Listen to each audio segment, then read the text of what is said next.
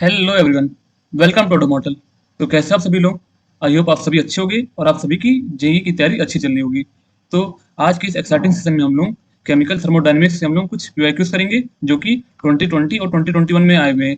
और ये जो भी सारे पीवाईक्यूज होंगे वो लगभग आपके जो भी सारे चैप्टर्स के जो भी मेन इंपॉर्टेंट कॉन्सेप्ट हैं और जिनकी क्वेश्चंस पेपर में आने की प्रोबेबिलिटी ज़्यादा है उन सभी पे ये बेस्ड है। तो अगर आपके चैप्टर आपने पढ़ लिया है और अगर आपको उसे एक तरीके से मतलब क्विक रिवीजन चाहिए तो आप ये आपके लिए जो वीडियो है ये काफी हेल्पफुल लगेगी, क्योंकि इससे आपका क्या होगा कि पूरा चैप्टर जो होता है वो with in half an hour आपका पूरे एक अच्छे तरीके से रिवाइज हो जाएगा। तो चलिए आज का सेशन अब हम लोग शुरू करते हैं। तो आज का हमारा जो पहला क्वेश्चन है वो क्या है? इस क्वेश्चन में पूछा क्या जा रहा है, according to the following diagram a reduces BO2 when the temperature is. तो हम लोग के पास दिया गया है यहाँ पे हम लोग को डेल्टा जी और टेम्परेचर का कर्व दिया गया है। हम लोग को ये बताना है कि किस टेम्परेचर के ऊपर या नीचे हम लोग के पास जो ए जो होता है वो BO2 को रिड्यूस कर देगा। तो देखिए यहाँ पे हमारे पास जो रिएक्शंस दी गई दोनों A plus O2 gives AO2 and B plus O2 जो होता है गिव्स BO2। ये जो दोनों रिएक्शन हम लोग को दी गई है ये बेसिकली हम लोग के पास है क्या, ये दोनों हम लोग के पास इनका करता ऑक्सीडेशन रिएक्शन दिया गया है। तो हम लोग को करना क्या है, A जो होता है वो B को BO2 को रिड्यूस कर दे। तो हम लोग के पास जो रिएक्शन बननी चाहिए वो क्या बनेगी, A प्लस BO2। इससे हम लोग क्या मिलना चाहिए, AO2 प्लस क्या मिलना चाहिए, B मिलना चाहिए। इसका मतलब क्या, ये हम लोग के पास होना चाहिए, ये रिएक्शन हम लोग के पास होना चाहिए, रिएक्शन शुड बी फिजिबल। और रिएक्शन की फिजिबिलिटी का हम लोग के पास क्या क्राइटेरिया होता है, that is this implies delta G for the reaction should be less than zero. तो अगर आप लोग ग्राफ से देखेंगे कि हम लोग के पास A प्लस O2 का ग्राफ हम लोग के पास लगभग ऑलमोस्ट स्ट्रेट लाइन है, ये ऐसे जा रहा है, ठीक। B plus O2 gives BO2, ये हम लोग के पास ऐसे कर गया, ये ऊपर जा रहा है। बट हम लोग को चाहिए क्या, इसका हम लोग को रिवर्स चाहिए, क्योंकि क्या है A से AO2 बन रहा है वो हम लोग के पास लगभग जो होता है ये यही ग्राफ रहेगा। बट B से BO2 को हम लोग को कर दिया गया है, तो हम लोग को चाहिए क्या, BO2 से हम लोग को B बनाना है। तो हम लोग के पास जो वैल्यूज होगी ये वाला आपको नेगेटिव के साथ में लिख देना है। तो अगर आप ये देखेंगे कि अगर हम लोग इस रीजन की साइड में, अगर हम लोग इस रीजन के हम लोग इस साइड में हैं, तो देखिए ये हम लोग के पास क्या हो जाएगा, अगर हम लोग इसको मान ले कि अप्रोक्सीमेटली हम लोग के पास जो इसकी वैल्यू है वो 1000 के अप्रोक्सीमेटली है, और ये हम लोग की जो वैल्यू है ये क्या है, ये हम लोग इसको 1100 के अप्रोक्सीमेट में मान ले रहे हैं। तो अगर आप देखेंगे तो हमारे पास -1000 हो जाएगा, और क्या B प्लस O2 वाला का हम लोग को उल्टा लिखना पड़ेगा। तो इसका हम लोग के पास हो जाएगा -1000 प्लस अप्रोक्सीमेटली मतलब 1100 के आसपास आएगा। तो हमारे पास ये जो इस रीजन में हम लोग के पास क्या आएगा, इसमें हम लोग के पास आएगा डेल्टा जी जो है वो ग्रेटर देन जीरो आएगा। बट अगर आप इधर जाके देखोगे तो अब देखिए ये हम लोग के पास ये वाला जो कर्व है ये ऊपर आ जा रहा है। अब देखिए इसकी वैल्यू हम लोग के पास इससे कम हो गई, ठीक। तो अगर हम लोग इसमें ऐड करें, हम लोग के पास ये जो अब यहाँ पे जाने पे हम लोग के पास इसकी जो वैल्यू है ये अप्रोक्सीमेटली क्या हो रहा है, 1000 के पास जा रहा है, एंड ये जो हो रहा है उससे उससे कम हो जा रहा है। तो क्या हो जाएगा हम लोग के पास -1000, ठीक, प्लस समथिंग जो कि क्या है उससे कम है। तो हम लोग के पास ये ऐसा कोई वैल्यू नहीं ले सकते। अब देखिए वो -1000 से कम ही रहेगा जो भी रहेगा, तो हम लोग के पास समथिंग क्वांटिटी ऐसे हम लोग के पास आ रही है जो उससे कम है।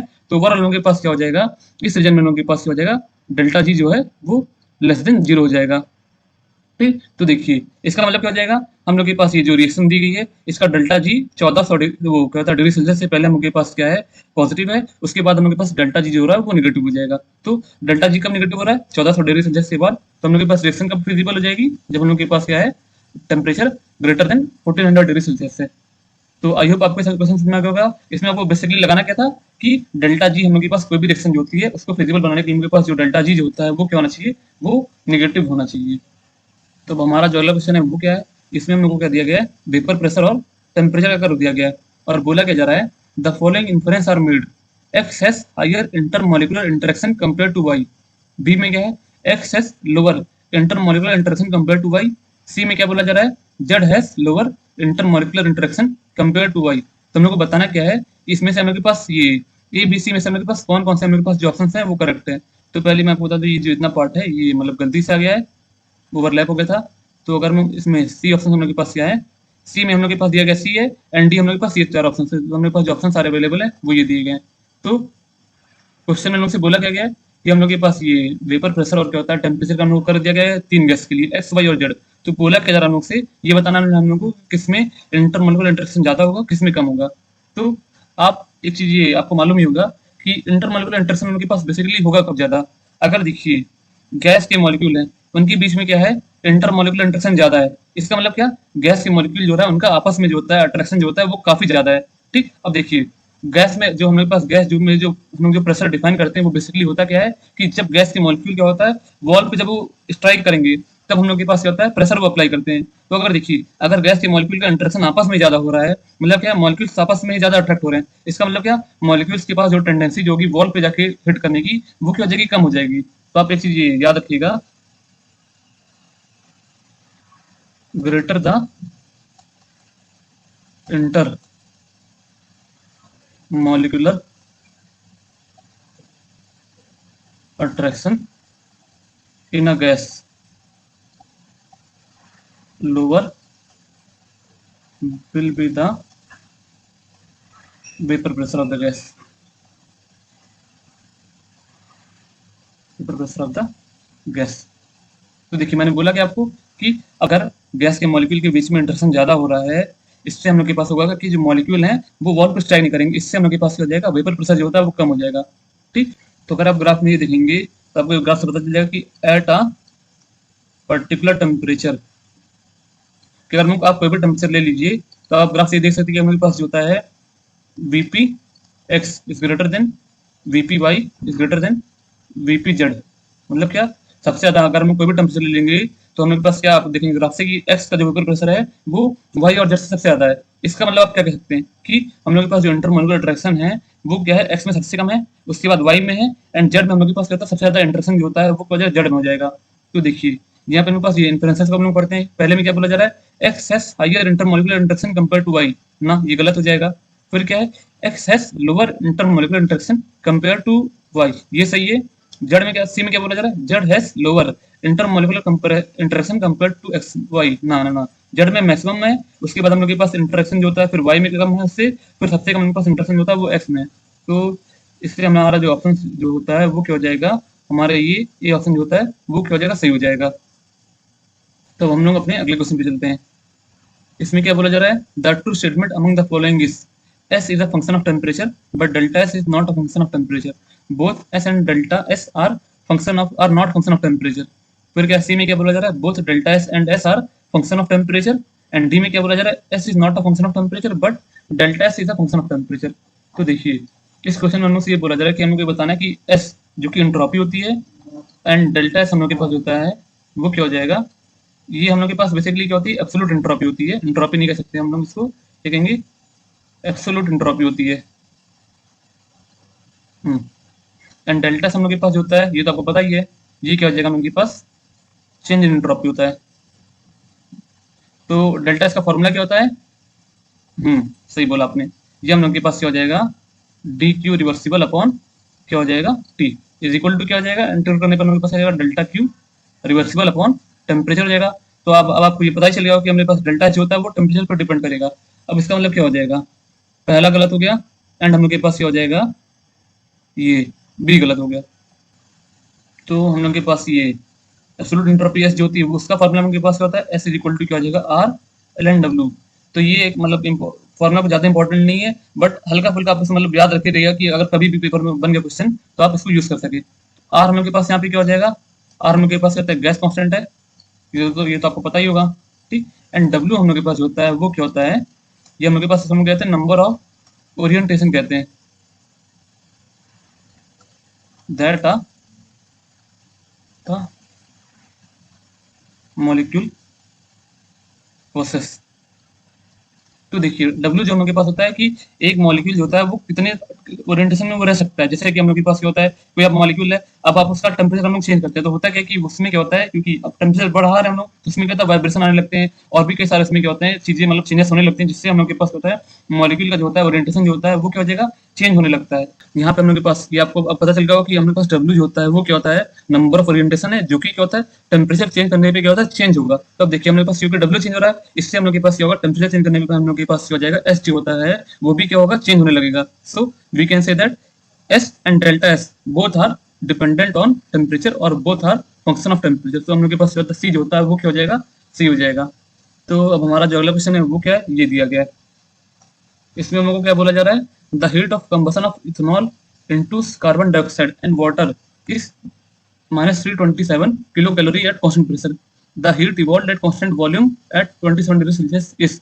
आर हम लोग के पास क्या दिया गया, 2 कैलोरी पर मोल केल्विन दिया गया है। तो हम लोग को इसमें निकालना क्या है, यहाँ पे हम लोग के पास इथेनॉल का हम लोग को क्या दिया गया है, heat of combustion eight constant pressure दिया गया है, और हम लोग को निकालना क्या है, हीट ऑफ कंबसन हम लोग को निकालना है किस पे, एट कांस्टेंट वॉल्यूम पे निकालना है। तो हम लोग इस क्वेश्चन को सॉल्व शुरू करते हैं।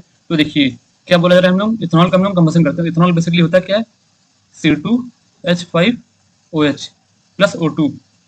अब ये बनेगा क्या, CO2 प्लस H2O बन जाएगा। अब देखिए अगर हम इस रिएक्शन को बैलेंस करें तो बैलेंस करने में हम लोग के पास क्या आएगा, यहाँ पे 3O2 हो जाएगा जो कि गैसेस फॉर्म में रहेगा। एंड हम लोग के पास यहाँ पे क्या आएगा, 2CO2 हो जाएगा, ये भी गैसेस फॉर्म में रहेगा। और H2 हम लोग के पास जो होता है ये 3 मॉलिक्यूल बनेगा और ये क्या रहेगा, लिक्विड फॉर्म में रहेगा। और इथेनॉल भी हमारे पास होता है वो लिक्विड रहेगा। ठीक, तो अब देखिए यहाँ पे हम लोग पहले निकाल ले कि हमारे पास यहाँ पे डेल्टा एनजी कितना है। डेल्टा एनजी बेसिकली क्या होता है, क्या हो जाएगा, summation of gases product minus क्या होता है, समेशन ऑफ गैसेस रिएक्टेंट। तो क्या हो जाएगा, 2 - 3 इज इक्वल टू क्या हो जाएगा, -1। ठीक, तो देखिए हीट यहाँ पर हम लोग को क्या दिया गया, डेल्टा एच जो हम लोग को दिया गया है इज इक्वल टू कितना है, -327 किलो कैलोरी दिया गया है। और हमको निकालना क्या है, delta H at constant volume. ठीक, ये हम लोग को निकालना है। और आपको ये मालूम होगा कि हमारे पास delta H at constant volume जो होता है ये हम लोग के पास होता है डेल्टा यू के बराबर है। ठीक, एंड आपको ये भी फॉर्मूला जो होता है ये भी आपको मालूम होना चाहिए, डेल्टा एच इक्वल टू क्या हो जाएगा, डेल्टा यू प्लस क्या होता है, delta n g R T हो जाएगा। ये तो आपको पता ही होगा। हम लोग को निकालना है यहाँ पे क्या है, हम लोग को यहाँ पे heat of combustion eight constant volume निकालना है, जो कि हम लोग के पास होता है डेल्टा यू के बराबर हो जाए। तो डेल्टा यू जो हम लोग के पास होता है वो क्या हो जाएगा, delta U is equal to क्या हो जाएगा, delta H minus delta m g R T. तो हम लोग इस क्वेश्चन को हम लोग अगले पेज पे सॉल्व करते हैं। क्या हो जाएगा, यहाँ पर डेल्टा एच को जो दिया गया है वो कितना है, -327 किलो कैलोरी दिया गया है। ठीक, एंड टेम्परेचर हम लोग के पास कितना है, 27 degree Celsius is equal to कितना हो जाएगा, 300 केल्विन हो जाएगा। ठीक, तो देखिए क्या हो जाएगा, delta U is equal to क्या हो जाएगा, -327 और डेल्टा एन जी हम लोग के पास कितना था, -1 इंटू 300/1000। ये 1000 से हम लोग को डिवाइड करें क्योंकि हम लोग के पास ये जो पूरी वैल्यू आ रही है हमारे पास ये कैलोरी में आएगी। हम लोग को क्या करना है, इसको किलो कैलोरी में लाना है क्योंकि देखिए क्वेश्चन में पूछा क्या गया है। ठीक, यहाँ पे हम लोग के पास क्या बोला जाएगा, इन कैलोरी में पूछा जा रहा है हम लोग से। ठीक, तो अभी नुस्खा भी चेंज कर लेंगे। तो देखिए क्या हो जाएगा, यहाँ पे अगर आप इसे सॉल्व करोगे तो मेरे पास यहाँ पे जो वैल्यू आएगी वो कितनी आएगी, -326.4 किलो कैलोरी।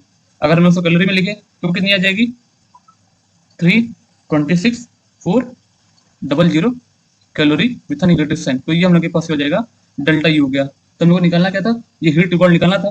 तो आपको क्या हो जाएगा, हमारे पास जो आंसर हमको फिल करना है वो क्या करना है, आंसर क्या हो जाएगा हमारा 326,400 हो जाएगा। ये क्या हो जाएगा हम लोग का, इस क्वेश्चन के लिए हम लोग का आंसर हो जाएगा। तो अब हमारा अगला जो क्वेश्चन है ये क्या है, इसमें हम लोग को क्या बोला जा रहा है, the process that is not endothermic in nature. क्या बताना हम लोग के पास, यहाँ पे हम लोग को 4 प्रोसेस दिए गए हैं। ये बताना हम लोग को कि इसमें से कौन सा एंडोथर्मिक है, कौन सा एंडोथर्मिक नहीं है। तो अब देखिए पहला हम लोग के पास जो रिएक्शन है वो क्या है, पहला क्या है, आर्गन से हम लोग के पास जो होता है, आर्गन एक इलेक्ट्रॉन लेकर के क्या बना रहा है, Ar-। तो अब देखिए आर्गन हम लोग के पास क्या है, नोबल गैस से। नोबल गैस क्या इलेक्ट्रॉन लेगी, नहीं लेगी। तो अगर हम उसमें इलेक्ट्रॉन दे रहे हैं इसका मतलब क्या, हम लोग उसमें क्या हो रहा है, कुछ हम लोग उसको फोर्सफुली इलेक्ट्रॉन दे रहे हैं। तो अगर फोर्सफुली इलेक्ट्रॉन दिया जा रहा है इसका मतलब क्या, हम लोग उसको एनर्जी सप्लाई कर रहे हैं। इसका मतलब उनके पास ये जो रिएक्शन है वो क्या हो जाएगा, ये इसका डेल्टा एच पॉजिटिव है। इसका मतलब क्या है, ये रिएक्शन हम लोग के पास जो है वो एंडोथर्मिक है। सेकंड में हम लोग के पास क्या है, हाइड्रोजन गैस है। ये इलेक्ट्रॉन लेकर के क्या बना रहा है, H- बना रहा है। तो अब देखिए क्योंकि यहाँ पे हमारे पास हाइड्रोजन गैस थी, ये क्या हो रहा है, एक इलेक्ट्रॉन लेकर के क्या हो रहा है, एक स्टेबल मॉलिक्यूल बना रहा है। तो ये हमारे पास हाइड्रोजन गैस होती है, ये क्या होती है, बहुत ही हाईली रिएक्टिव गैस होती है। एंड ये इलेक्ट्रॉन जो होता है बहुत ही आसानी से क्या हो जाएगा, एक्सेप्ट कर लेगा। तो यहाँ पे हमारे पास क्योंकि ये अनस्टेबल था, अब अनस्टेबल से स्टेबल बन रहा है। इसका मतलब क्या, यहाँ पे हमारे पास जो डेल्टा एच होगा वो क्या हो जाएगा, निगेटिव हो जाएगा। तो डेल्टा एच निगेटिव मतलब क्या, ये रिएक्शन हम लोग के पास एक्सोथर्मिक हो जाएगी। थर्ड हम लोग के पास क्या है, सोडियम गैस हम लोग के पास थी, इसको हम लोग क्या कर रहे हैं, इलेक्ट्रॉन देकर के हम लोग Na+ गैस बना रहे हैं। तो देखिए सोडियम हम लोग के पास हम लोग के पास एक इलेक्ट्रॉन है, वैलेंस इलेक्ट्रॉन है।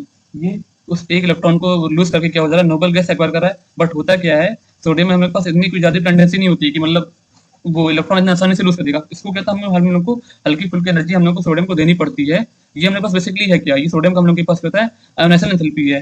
तो आयोनाइजेशन एंथैल्पी हम लोग के पास होती है, वो सोडियम के हम लोग के पास ये पॉजिटिव होती है। तो हम लोग के पास ये डेल्टा जो होता है वो क्या हो जाएगा, पॉजिटिव हो जाएगा। क्यों, क्योंकि यहाँ पे अगर आप इसका डेटा देखेंगे तो सोडियम के हम लोग के पास आयोनाइजेशन एंथैल्पी पॉजिटिव है। एंड डायरेक्शन हम लोग के पास क्या बेसिकली क्या हो रहा है, हम लोग यहाँ पे हम लोग सोडियम का हम लोग आयोनाइजेशन ही कर रहे हैं। तो थर्ड वाला भी हम लोग के पास क्या हो जाएगा, पॉजिटिव हो जाएगा। एंड फोर्थ में हम लोग को क्या देखना है, यहाँ पे क्या है, वो माइनस गैस था हम लोग के पास, इसमें हम लोग क्या करें, इलेक्ट्रॉन दे रहे हैं। तो हम लोग के पास क्या बनेगा, O2 माइनस गैस बन रहा है। तो अब देखिए O माइनस गैस है।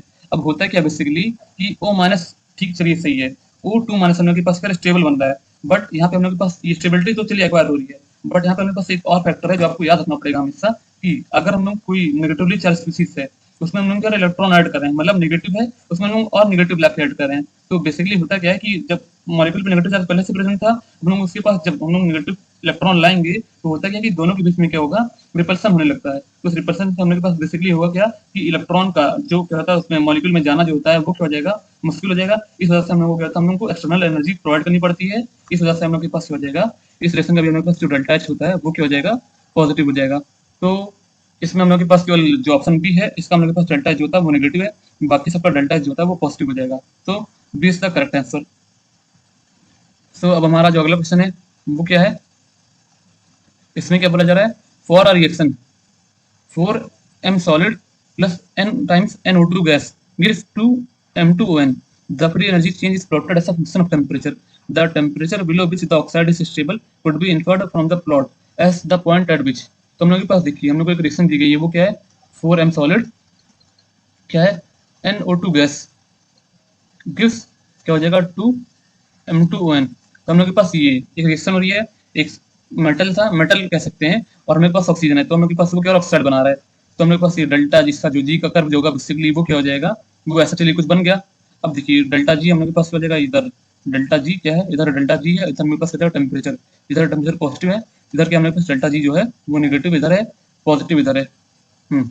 तो क्या बोला जा रहा है हम लोग को, क्या बताना है, the temperature below which the oxide is stable could be inferred from the plot at the point eight विच। तो देखिए अगर हमारे पास ऑक्साइड स्टेबल है, स्टेबल ऑक्साइड मतलब क्या, हम लोग के पास जो होना चाहिए डेल्टा जी जो रिएक्शन का है वो क्या होना चाहिए less than zero, and for unstable oxide क्या होता है हम लोग का, क्या हो जाएगा, डेल्टा जी ऑफ रिएक्शन क्या हो जाएगा, ग्रेटर देन जीरो होता है।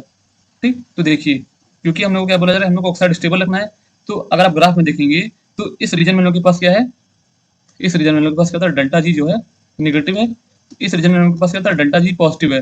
तो देखिए तो हम लोग के पास क्या हो जाएगा, पहले ऑप्शन में हम लोग को क्या बोला जा रहा है, the free energy changes change so such change from negative to the positive value. तो जिस पॉइंट पे हम लोग के पास क्या हो जाएगा, इस पॉइंट पे हम लोग के पास क्या होता है, ये जो टेम्परेचर जो होता है इस टेम्परेचर पे हम लोग के पास क्या हो जाएगा, क्योंकि इससे पहले क्या है नेगेटिव है डेल्टा जी, इसके बाद डेल्टा जी पॉजिटिव है, तो इसी टेम्परेचर पे हम लोग के पास क्या होता है, जो मॉलिक्यूल है वो क्या हो जाएगा, इसमें ट्रांजिशन शो करेगा। मतलब क्या, इससे पहले हम लोग के पास मॉलिक्यूल स्टेबल है इस टेम्परेचर टी नॉट पे, से पहले हम लोग का जो मॉलिक्यूल है वो हम लोग के पास क्या हो जाएगा, वो क्या हो जाएगा, स्टेबल है, and for T greater than T not हम लोग के पास क्या होता है, वो क्या हो जाएगा, हम लोग के पास मॉलिक्यूल जो होता है वो क्या हो जाएगा, अनस्टेबल हो जाएगा। So option is correct.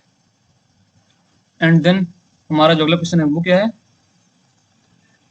at 25 degrees Celsius 50 gram of iron react with HCl to form FeCl2. The evolved hydrogen gas expands against a constant pressure of 1 bar. The work done by the gas during this expansion is, तो हम लोग को बोला क्या जा रहा है यहाँ पे कि हम लोग के पास 50 ग्राम ऑफ आयरन है जो कि HCl से रिएक्ट करके क्या बना रहा है, FeCl2 बना रहा है, और H2 गैस इवॉल्व होगी। तो और बोला क्या जा रहा है कि हम लोग के पास ये जो H2 गैस इवॉल्व हो रही है वो क्या हो रहा है, वो एक प्रेशर कांस्टेंट लगाया गया है 180 का, उसके अगेंस्ट क्या हो रहा है, ये गैस हम लोग के पास जो हो रहा है रिलीज हो रही है। तो क्या बताना है हम लोगों को कि जो गैस रिलीज हो रही है वो कितना वर्क करेगी इस कांस्टेंट प्रेशर के अगेंस्ट। तो हम लोग इस क्वेश्चन को सॉल्व करना शुरू करते हैं। तो रिएक्शन हमारे पास जो बेसिकली यहाँ पे बनेगी वो क्या हो गया, Fe प्लस HCl क्या हो जाएगा, गिव FeCl2 प्लस H2, यहाँ पे 2 हो जाएगा, and molecular weight of iron जो होता है वो क्या हो जाएगा 55.85 ग्राम होता है। तो देखिए अगर हम लोग यहाँ पे मोलर कॉन्सेप्ट अपना यूज करेंगे तो क्या हो जाएगा, मोल ऑफ Fe क्या होना चाहिए, क्या होना चाहिए, मोल ऑफ H2 के बराबर होना चाहिए। ठीक, एंड मोल ऑफ Fe हम लोग के पास क्या होता है 50 ग्राम है दिया गया है, एंड हम लोग के पास मॉलिकुलर वेट जो होता है वो कितना है 55.85 ग्राम होता है। तो हम लोग को क्या मिल गया, H2 के मोल्स मिल गए। ठीक, एंड देखिए हम लोग को निकालना क्या है कि गैस कितना वर्क करी है, तो W गैस जो होता है वो क्या हो जाएगा, इज इक्वल टू क्या हो जाएगा minus P times delta V होता है, इज इक्वल टू क्या हो जाएगा, अगर हम लोग यहाँ पे क्या होता है PV is equal to nRT use कर ले, क्योंकि क्या है गैस हम लोग के पास यहाँ पे क्या हो जाएगा, हम लोग को आइडियली ही एज्यूम करना है। यहाँ पे देखिए क्या बोला गया, assume hydrogen is an ideal gas, तो हम लोग के पास माइनस पी डेल्टा बी जो होता है वो क्या हो जाएगा minus delta n into R times T हो जाएगा। तो अब देखिए यहीं पे ये हमारे पास ये जो मोल्स ऑफ H2 जितने रिलीज होंगे वही हम लोग के पास क्या करेंगे, डेल्टा एन का भी काम करेंगे। तो हमारे पास ये जो W गैस जो होता है वो क्या आ जाएगा माइनस 50 अपॉन 55.85 इंटू आर की वैल्यू क्या हो जाएगी 8.314 इंटू टेम्परेचर कितना दिया गया है 25 डिग्री सेल्सियस, तो क्या हो जाएगा 298 केल्विन हो जाएगा। तो अगर आप इसको सॉल्व करोगे तो जो हमारे पास ये वैल्यू सॉल्व करने पे आएगी वो क्या आएगी 2218.05 joule with a negative sign, point ये 05 है। तो क्या बोला जा रहा है हमको, क्या निकालना है round off to the nearest integer. तो अगर हम इसको राउंड ऑफ करेंगे तो क्या आएगा 2218.2218 आ जाएगा, ये हम लोग के पास क्या हो जाएगा आंसर हो जाएगा।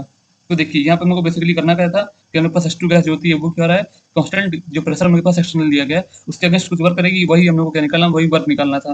तो नॉर्मल फॉर्मूला था ये आपको मालूम है कि हमारे पास जो गैस वर्क करती है वो क्या होता है पूरी डेल्टा बी हो जाएगा, एंड क्योंकि आइडल गैस है तो पूरी डेल्टा बी जो हम लोग के पास होता है वो क्या हो जाएगा delta n g R T के बराबर हो जाएगा। ठीक, तो अगर आप उसकी वैल्यू रख दोगे तो आपको ये निकल आएगा आंसर। तो हमारा जो लोकेशन है वो क्या है, इसमें हमको क्या बोला जा रहा है for the reaction C2H6 gives C2H4 plus H2, हम लोग को क्या निकालना है इस रिएक्शन की हम लोग को क्या निकालनी है एंथैल्पी निकालनी है।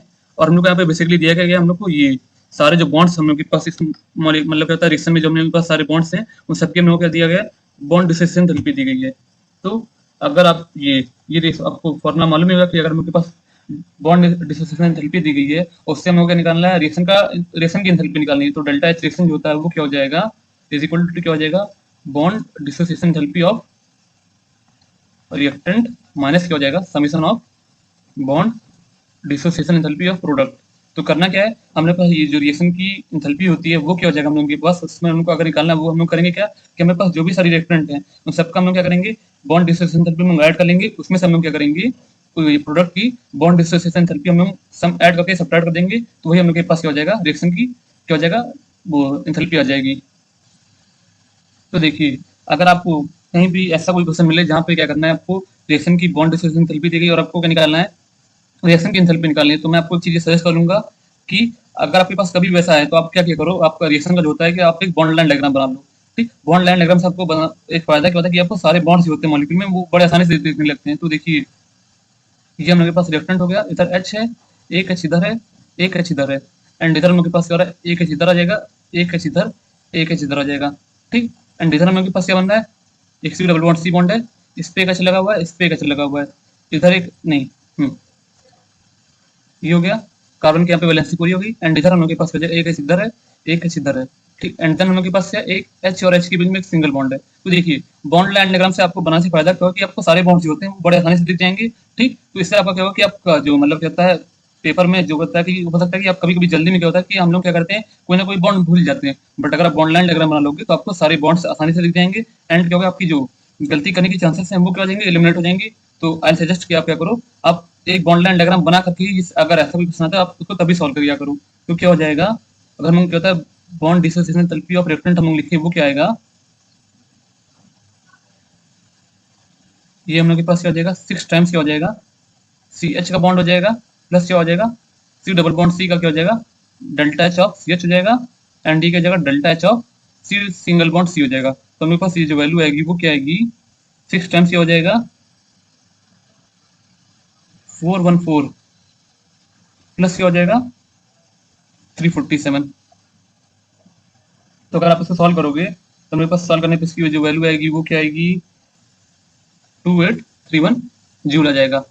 एंड देन अगर हम लोग क्या निकाले अगर हम लोग प्रोडक्ट का हम लोग क्या निकाले बॉन्ड डिसोसिएशन एंथैल्पी का सम निकाले तो वो क्या आएगा summation bond dissociation enthalpy of क्या निकाला हमको प्रोडक्ट, ये क्या हो जाएगा अगर आप यहाँ से देखेंगे 4 CH सिंगल बॉन्ड है, एक C double bond C bond है, एंड एक H सिंगल बॉन्ड H है, तो क्या हो जाएगा delta H C double bond C plus delta H single bond H plus क्या हो जाएगा डेल्टा C H का 4 टाइम्स हो जाएगा क्योंकि 4 हम लोग के पास क्या है CH के सिंगल बॉन्ड दिए गए। तो अगर हम यहाँ पे इसकी वैल्यूज देखें तो क्या आ जाएगा 611 436 एंड 414 इज इक्वल टू क्या हो जाएगा 611 प्लस 436 प्लस क्या हो जाएगा 4 टाइम्स 414।